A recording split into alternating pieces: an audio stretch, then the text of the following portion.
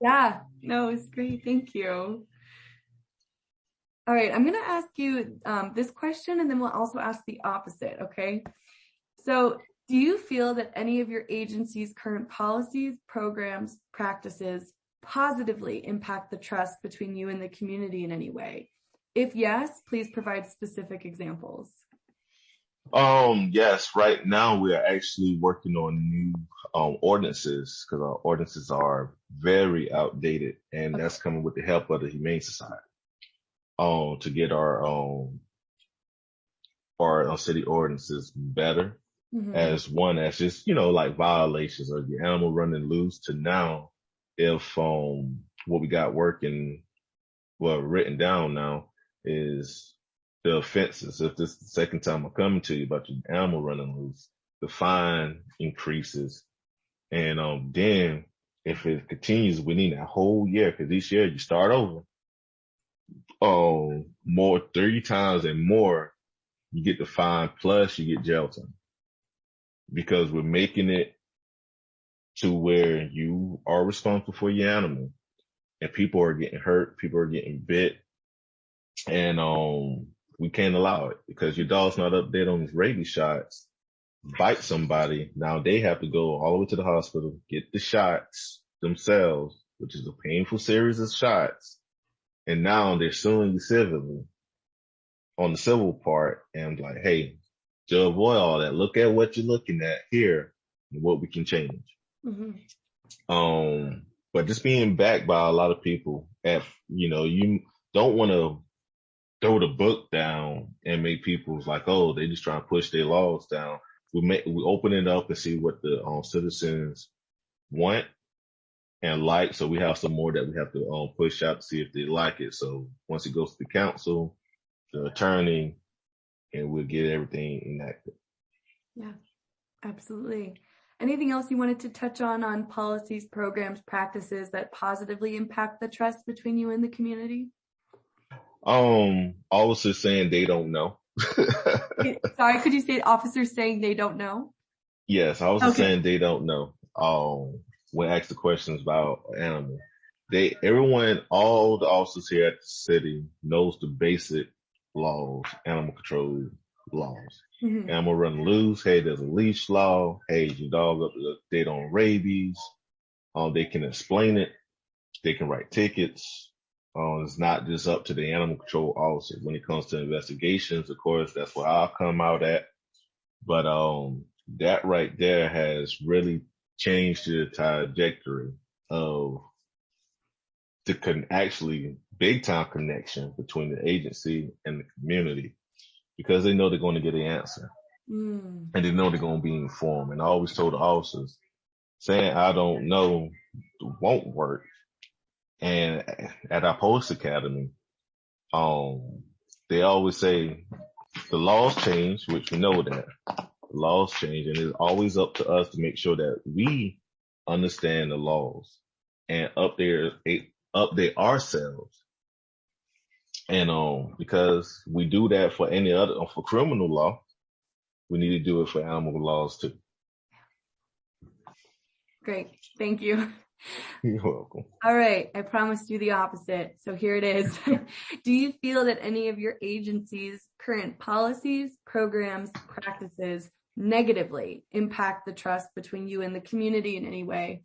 If yes, please provide specific examples. If we weren't doing these policy changes and ordinance changes, I would say, yeah, because they were just outdated. Mm-hmm. But now that we're working on correcting it, because there were some things that I really would not enforce because they were so outdated. But now that we have addressed it and we're working on it, I will say no. Okay. No, that's okay. Thank you. All right. Next question.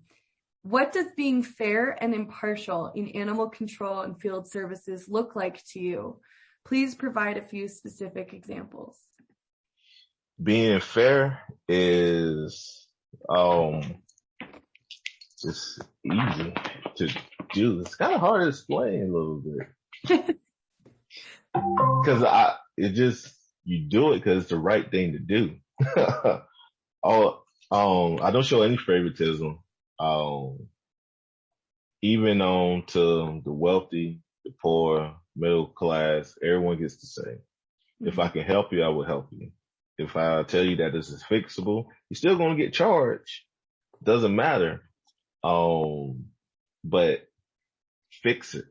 Mm. Here's the opportunity. I'll see you. Here's your court date. Fix it. We'll go through the same. That doesn't change. Everyone goes through the same thing. Identify the issue, how we can fix it. Here's the charges. Here's what you need to do. Here's your timeline. Um, if people say, well, I know this person, I know that person. Do you know who I am? And I said, okay, I understand. However, this is what I do. This is what's in black and white. And I know how you feel, but I need you to understand that by law, that's written in black and white. That's what I have to do. Mm. Um, you know, and then they go call City Hall or whatnot, but I tell them it's okay. Your cat is really frustrated. You're not paying attention to that. Yes. Yes. No, that's okay. Oh, I love that. Oh,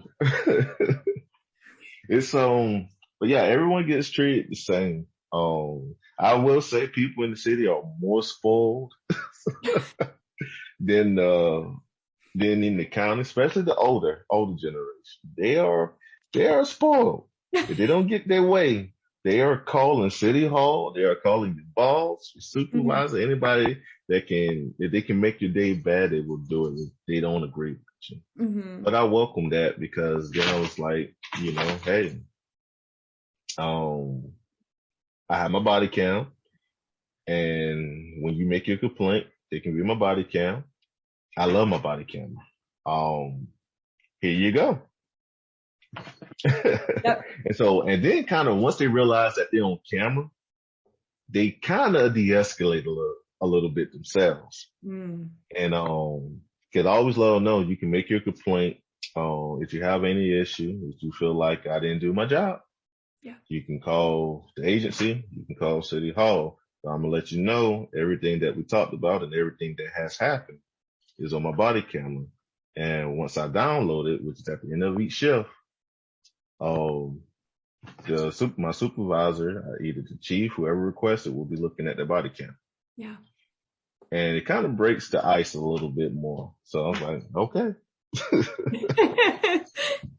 No, thank you. And we just have about 3 more questions, and I'm going to do a similar thing. This question I'll also ask the opposite right after. So, all right. What, if any, animal control policies, programs, requirements, or resources need to be continued to better support people and animals in the community you serve? Do any need to be added? I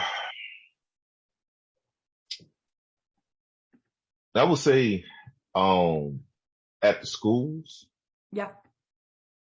will be editing, especially for science, editing, because that what changed me was in elementary, we did something dealing with animals, either iguanas, dwarf frogs, hermit crabs, ecosystems, building them. Our classrooms were immersed with wildlife, with ecosystems. And throughout high school, I saw that stuff, not being really presented. And now to where I don't think it's being presented at all in the schools. I remember being in the gym and we had a guy with birds of prey, with owls and with a falcon, a red-tailed hawk, and a golden eagle. And we had to dissect their poop and see what they ate and everything in 5th grade. I'll never forget. But it was so cool. Yeah. And seeing the bones of the rodents and things like that were being digested. And it was cool. And so, things like that, I don't think we're doing it in the schools. I would love for programs like that to happen again in the schools. Yeah.